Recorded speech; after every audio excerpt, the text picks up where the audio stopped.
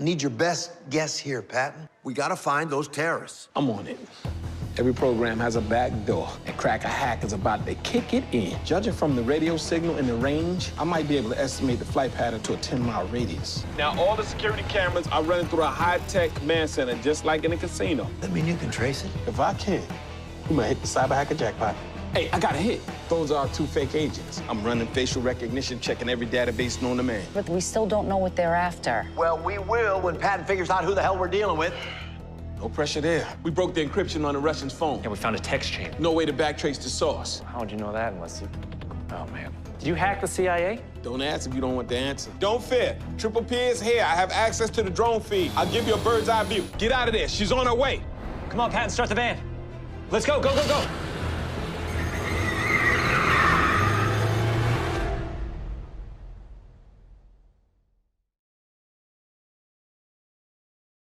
Incredible triumphs, devastating losses, unbelievable chance, and sudden misfortune. Then there was life after. I never was a quitter. I was always a fighter. We were like, wow, we can do anything. I didn't really know who I was. Because I was in love. The Last Dragon changed America my life. looks like that Sometimes girl. who you are is not what you want everybody to see. People was just like, yo, I want that kid from House Party. I never really thought about being a serious actor, like, you know, but then I got into it and cut that check. Like, whoa, y'all paying me this much to do this?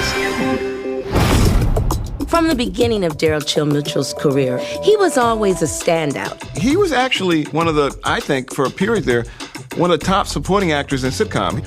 He was in good sitcoms, and he was part of why they were good. So what they saw, they liked the attitude more than anything, and they were like, yo, I want this kid, I want this kid, I want this kid. Television, the sitcoms at that particular time, you needed, you know, a black dude, you know, funny dude, snappy, and he was that. We got an opportunity to work together on House Party, and it was awesome.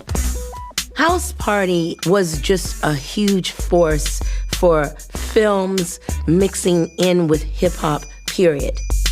It was a breakout pioneer film. When I first read the House Party script, the characters weren't kid and play.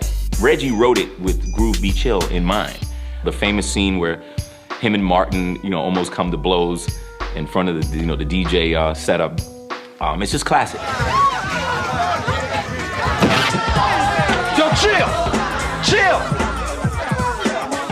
Don't bump the table, I'm trying to mix. Yo, you call that mixing, man? I just helped you out. Thank you.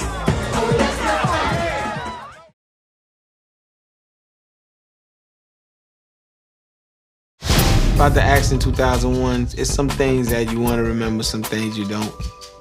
It was just a normal day. I mean, the night before, my nephew was asking me to ride his bike. So I said, let me jump on this thing and feel how, you know, how I ride. And I seen a picture of me actually on the bike.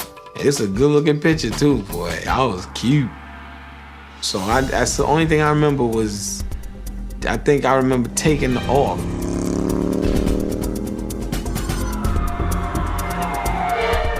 I kept getting phone calls from my family down there. They was in South Carolina.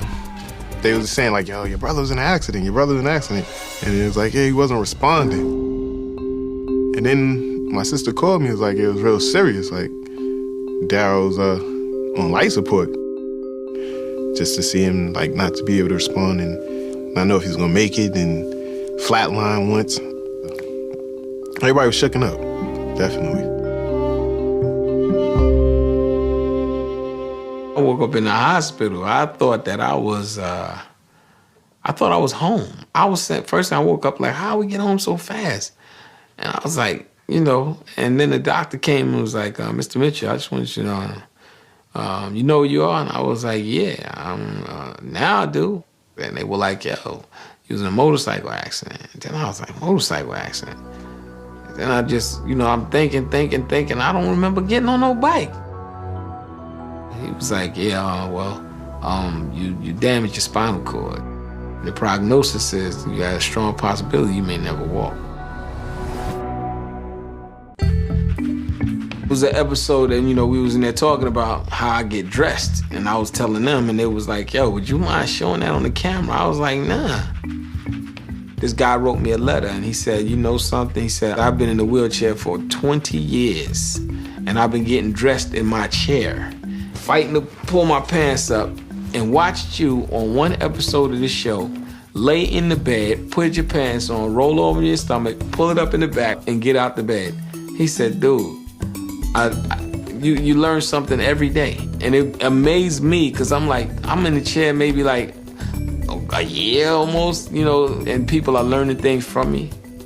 Being around the crew and the cast, it was like that show taught me that I can still do this. I guess I don't know that you would understand. Like, you know, that it takes hour upon hour just to face your day. And then we would film long hours, you know, 14, 15, 16-hour days.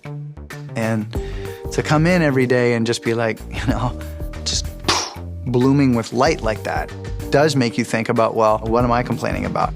Daryl's response to his accident, in many ways, gave another opportunity to show what he's made of. And the fact that he has not become depressed, not become resigned, not become defeated.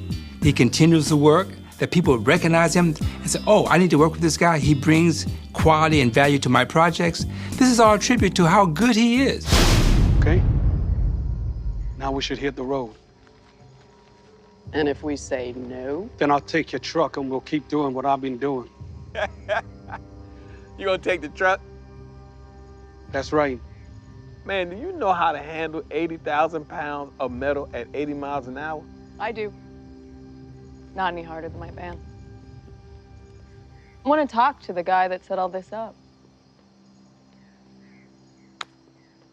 Listen, if you think that you can just come in here...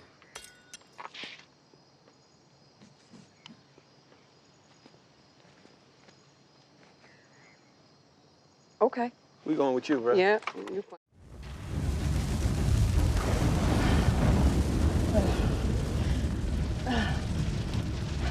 Oh, that's not good. Step 2, now! Off the asphalt!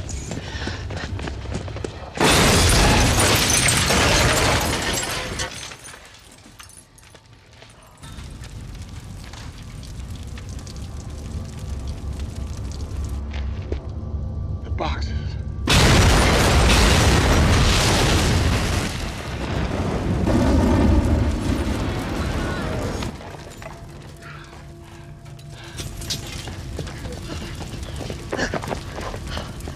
Oh, my yeast cake was in there. How many slugs you got? 2 birds and 1 deer. It's not enough. Where's the rest of the guns? Oh. They're with your yeast cake, Jimbo. They'll finish it. That's what they do. I said don't move!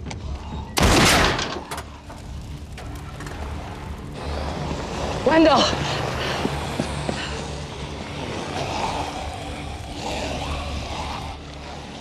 Make that 1 bird. We need to move. Come on, man. I can't help it if you've always been jealous, so you find ways to mess things up for me. Jealous? Jealous of what? Growing up, I was a better athlete, I was smarter than you, plus I'm better looking.